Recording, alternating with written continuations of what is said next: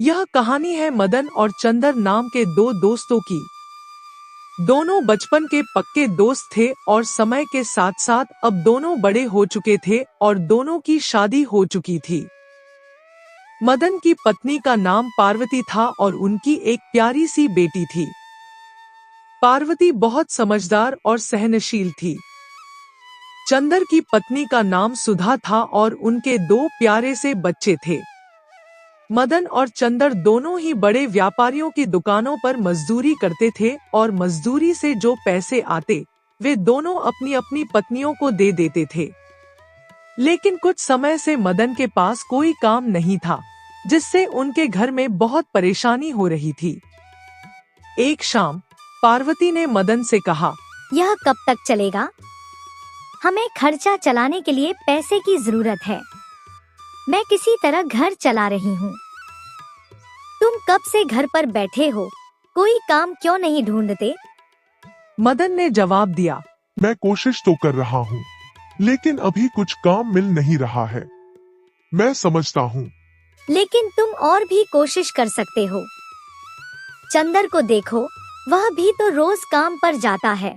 पार्वती ने सुझाव दिया।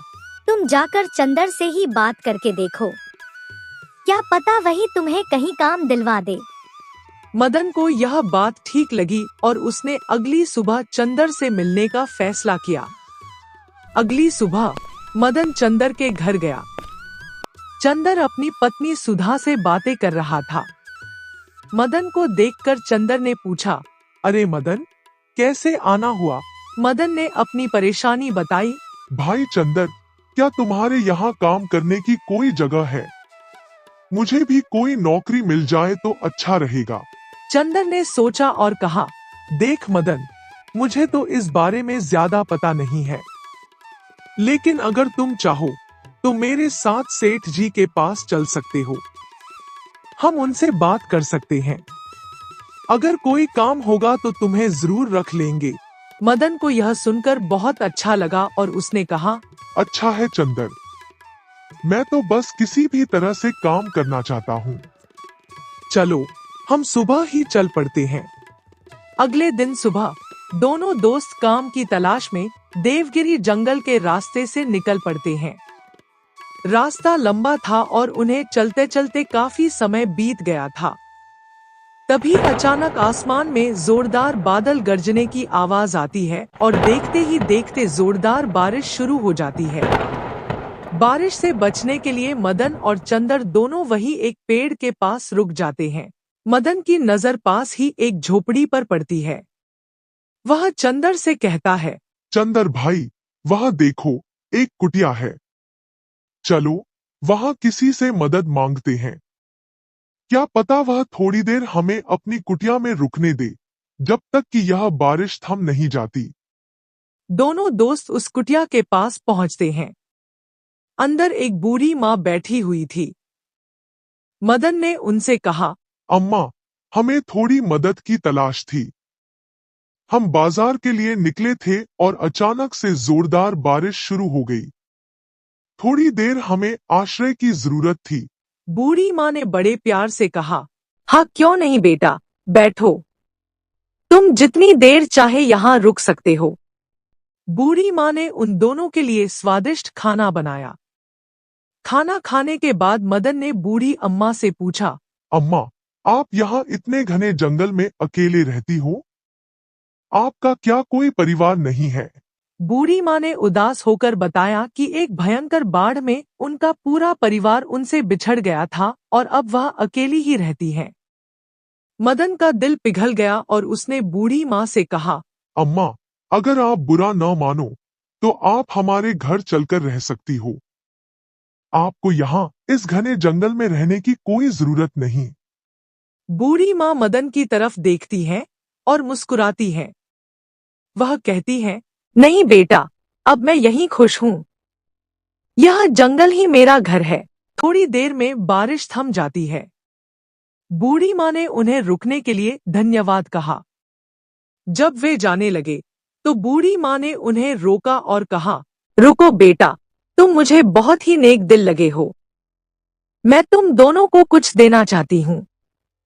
बूढ़ी अम्मा ने एक संदूक उठाया और वह संदूक मदन और चंदर को थमाते हुए कहा, बेटा, यह मेरे जीवन की जमा पूंजी है। तुम दोनों इसे रख सकते हो और इसमें जो भी है उसे आपस में आधा आधा बांट लेना। जब उन्होंने संदूक खोला तो उनकी आंखें खुली की खुली रह गईं। उसमें बहुत सारे सोने के सिक्के थे। दोनों बूढ़ी अम्मा को धन्यवाद कहकर अपने गांव के लिए रवाना हो जाते हैं। रास्ते में वे दोनों अपने अलग अलग सपने सजा रहे थे। मदन अपनी बेटी और पत्नी के लिए एक नया घर और एक सुंदर बस्ता लाने की सोच रहा था। वहीं चंदर सोच रहा था कि इन सिक्कों से वह गांव का सबसे अमीर आदमी बन जाएगा और नौकर चाकर रखेगा। जब मदन ने कहा, चंदर भाई, घर पहुंचते ही हम इन सिक्कों को आधा आधा बांट लेंगे, तो चंदर को यह बिल्कुल अच्छा नहीं लगा। वह मन ही मन सोचने लगा कि मुझे यह सारे सोने के सिक्के चाहिए। वह अपनी सोच में इतना खो गया था कि उसने एक नदी के किनारे पहुंचते ही बिना कुछ सोचे मदन को नदी में धक्का दे दिया। मदन नदी में गिरते ही चिल्लाता है, चंदर भाई, मुझे बचाओ। चंदर ने हंसते हुए कहा, मैंने तुम्हें बचाया नहीं, बल्कि धक्का दिया है ताकि यह सारे सिक्के मेरे हो जाए। चंदर वहां से खिसक लेता है और बेचारा मदन पानी में डूब जाता है। रात के समय जब चंदर घर पहुंचा तो उसने देखा कि मदन की पत्नी पार्वती अपने घर के बाहर उसका इंतजार कर रही थी। पार्वती ने चंदर से पूछा, भैया, मदन जी नहीं आए? वह कहाँ रह गए? चंदर ने झूठ बोला कि वह काम पर जाने के बाद चला गया था और वह अब तक घर नहीं लौटा है। पार्वती बहुत घबरा गई। चंदर ने उसे तसल्ली दी और कहा कि वह सुबह तक घर आ जाएगा। अगली सुबह जब मदन घर नहीं लौटा तो पार्वती फिर से चंदर के घर जाती है। चंदर परेशान होने का दिखावा करता है और कहता है, आप चिंता मत करो पार्वती बहन, मैं अभी जाकर मदन का पता लगाता हूँ। चंदर दूर जंगल में जाकर बैठ जाता है और सोचता है कि अब वह उन सिक्कों को बेचकर अमीर बन जाएगा।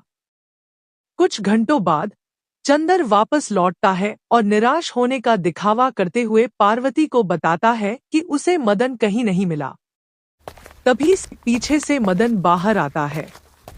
मदन को देखकर चंदर के तो पैरों तले जमीन खिसक जाती है। मदन ने चंदर को कहा, क्यों चंदर भैया, मुझे यहाँ देखकर तुम्हें खुशी नहीं हो रही? चंदर कुछ नहीं बोलता और डर के मारे वहां से भागने की कोशिश करता है। जब वह अपने घर पहुंचता है तो संदूक को देखता है, लेकिन उसमें सोने के सिक्कों की जगह कंकड़ भरे हुए थे। चंदर हैरान होकर सोच रहा था कि ये सब कैसे हुआ। तभी बूढ़ी अम्मा उसके सामने प्रकट हो जाती हैं।